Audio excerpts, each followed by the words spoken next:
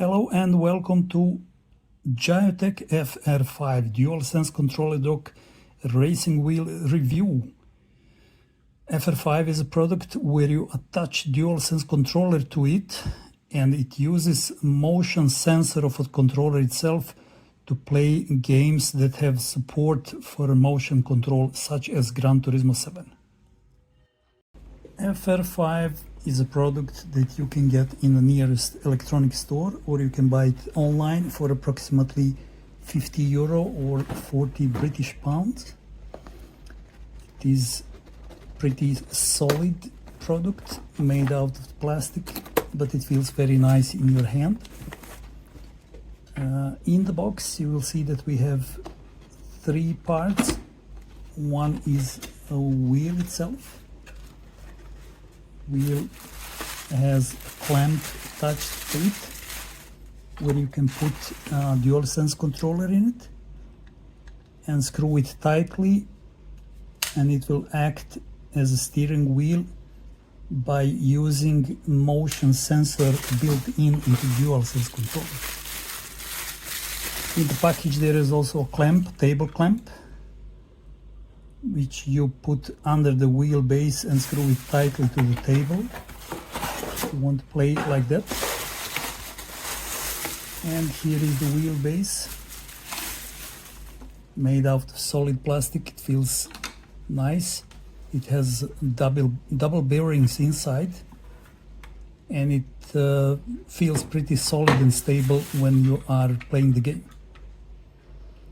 It is very easy to assemble it. As you can see, you put a clamp just under it, and it is very easy to screw it to the table. Let's grab the wheel and grab the controller itself and attach it to it. So you take a DualSense controller, put it in the middle of the wheel inside the clamp, and there is just one screw on the back side, which you just tighten quickly. It goes very easy. It looks nice, it feels nice in the hand. It is a smart device that uses built-in functionality inside the controller itself. So let's attach it to a table. It is pretty easy to attach it to a table. Table clamp itself has one big screw. You just tighten it and it is steady. And then you add the wheel itself on the base. Tighten the screw on the back side. It is very easy and it works nicely. You can see auto centering function shown in the video. It is pretty nice.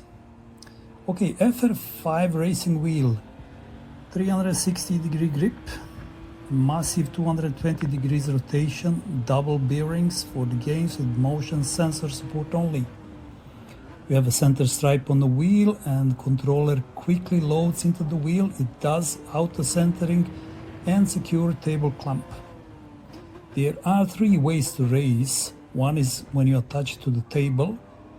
Second one is to put it in a lap with the wheelbase, and the third one is pretty much just a grip. Unfortunately, I need to start this review by pointing out that the wheel closes itself the 3.5mm headphone jack, and you just can't attach wired headphones to it anymore. Another thing that I find the biggest flaw here is, as you can see on DualSense controller, you can easily reach all the buttons.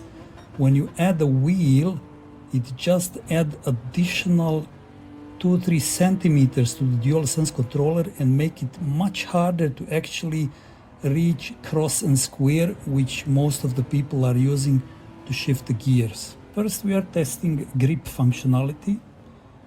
And as I said, I personally don't find any benefits by having a wheel here, because it does makes it much more difficult to reach the buttons. I would rather play with the controller only. Second thing is to play with the wheelbase in your lap. And unfortunately, they missed to attach it to something while you are having it on your lap, it is actually moving, all of it is moving, wheelbase and so on, which means when you are racing, it is very difficult to actually keep it steady and race properly. That's one of the biggest drawbacks with putting it on your lap. Lastly, we are going to make a test with FR5 attached to a table. Here we can actually see a proper functionality of FR5. It does actually help you to keep your car steady in the turns. So currently there is an online time trial with Ferrari Testarossa, and I'm going to make a lap on a Brands Hatch with Ferrari Testarossa using Gioteck FR5 controller dock racing wheel. So as you can see, it is pretty easy to keep car steady, but when I turn 90 degrees to the right, I do have difficulties reaching the buttons to switch the gears.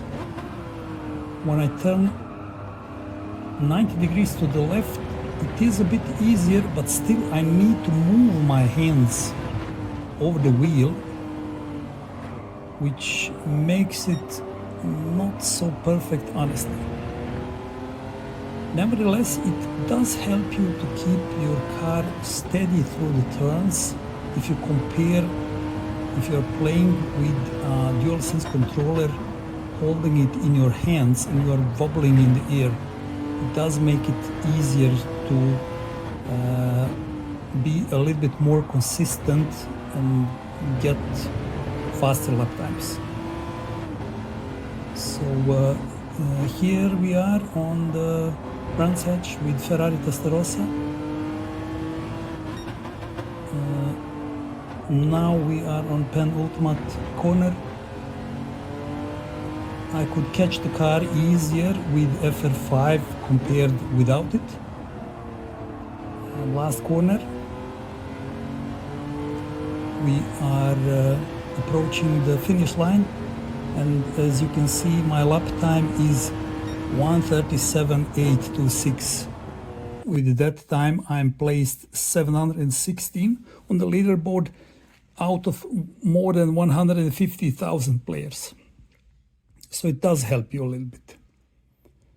I would still, however, give it 3 stars out of the 5 because of the difficulty to reach the buttons and not possible to connect the wired headphones at all to it. If you like this video, please press the like, subscribe to my channel, and share the video to someone who might benefit out of it. Thank you for watching.